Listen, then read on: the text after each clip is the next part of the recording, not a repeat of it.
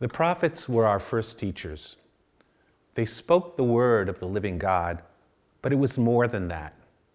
They exposed the hypocrisy of the rich and the powerful, and they made the priests and the Kohanim and the comfortable classes uncomfortable. But nonetheless, the truth they spoke compelled all to listen. And if they didn't heed, their own children, B'nai HaNevi'im, the sons of the prophets, became their students, often turning against their own parents.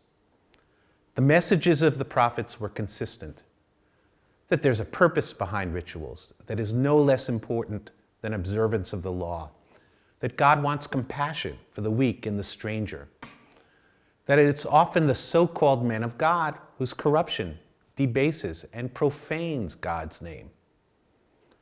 This upcoming Shabbat, which is the final Shabbat before Pesach and Seder night, is called Shabbat Hagadol, the Great Sabbath. This name first appears sometime in the Middle Ages, and many scholars from Rashi on ask, what is so great about it? The only custom associated with it is the reading of a Haftarah from the final chapter of the book of Malachi, which is in the chronology of the Tanakh, the final book of the prophets. Now, each book of the prophets names the prophet in its first verse, the teaching of the Lord by Malachi. But who was Malachi? He's not mentioned anywhere else in the Bible, and really, the name Malachi in Hebrew actually means my angel or my messenger.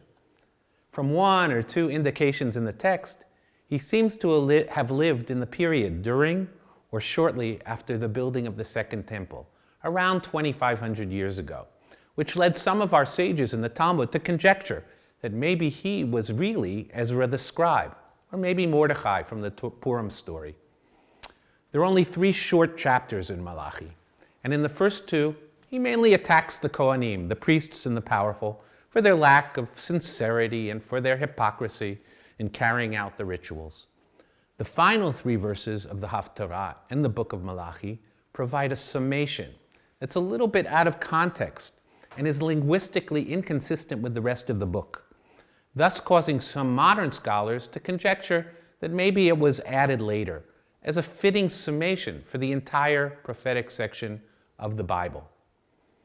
So I'm going to read the last 2 verses, and you'll get a sense for what is going on as a summation. Thus I am sending you Elijah the prophet, Eliyahu Hanavi, before the terrible great day of the Lord, to reconcile the hearts of parents to their children, and the hearts of children to their parents, lest I come and destroy the land. There's a message conveyed by reading Malachi this week on Shabbat Hagadol that resonates. Our Seders next week are an opportunity. When we sit down at the table, our children are looking at us as their role models, and we're looking at them as our future and legacy. Our hearts long for each other. We shouldn't miss this opportunity. Let's shut off our iPhones for an evening and listen to each other, what each one has to say. As the poet Graham Nash once wrote, parents, teach your children.